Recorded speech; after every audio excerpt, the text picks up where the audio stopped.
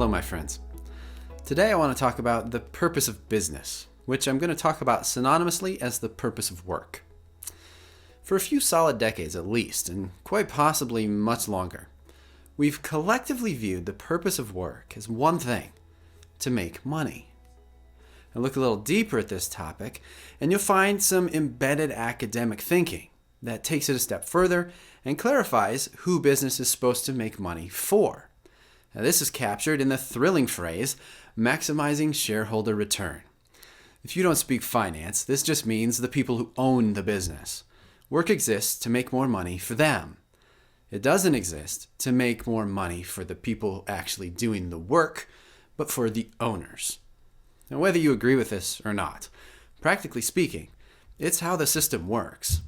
We're getting a front row seat to watch this right now, as billionaire shareholders get richer while millions of workers file for unemployment.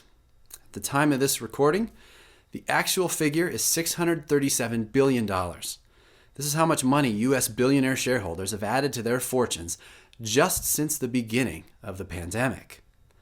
By the time you listen to this, that figure will be larger. Is this the purpose of work? Simply to make a small group of people more wealthy. Whether you like it or not, right now, this is the practical purpose of work in reality. But of course, I don't think it should be. And I'm guessing you don't either. In our business culture today, we have a relentless focus towards more. Buying more, selling more, having more. We've even codified this unending expectation into our work lives in the form of things like quarterly returns. The explicit and implicit expectation set upon our most public organizations is unending growth, quarter after quarter, year after year, forever and ever.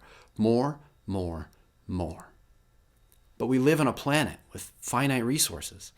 Why do we think infinite returns are even possible, much less sustainable? There's something deeply unhealthy about this. And we can see this more clearly when we look for a parallel in the biological world.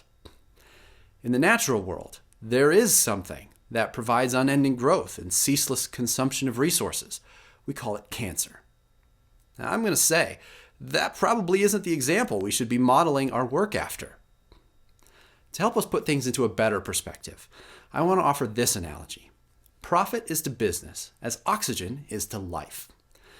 No sane person would argue that oxygen isn't important, vital, essential even, for life. But oxygen is not the point of life. It's not the purpose of life. In fact, if someone were to get confused about this and start living as though the accumulation of more oxygen was the point of life, we'd likely help them seek immediate medical attention.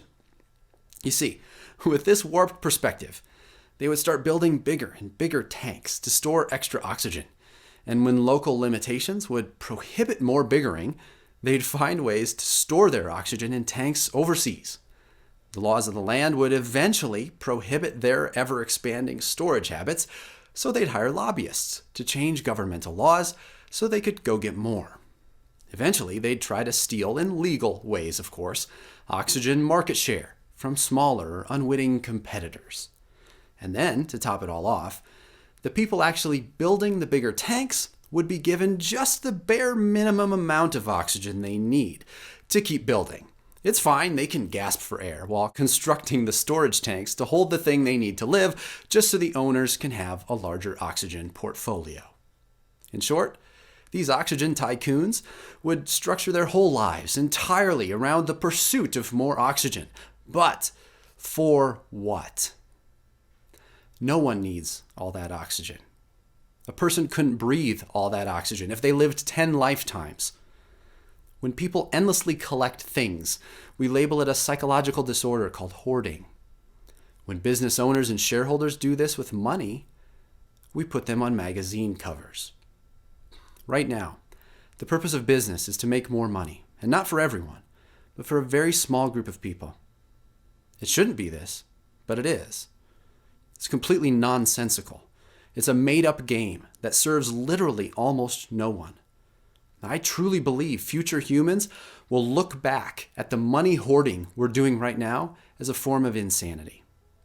The point of life isn't to collect oxygen.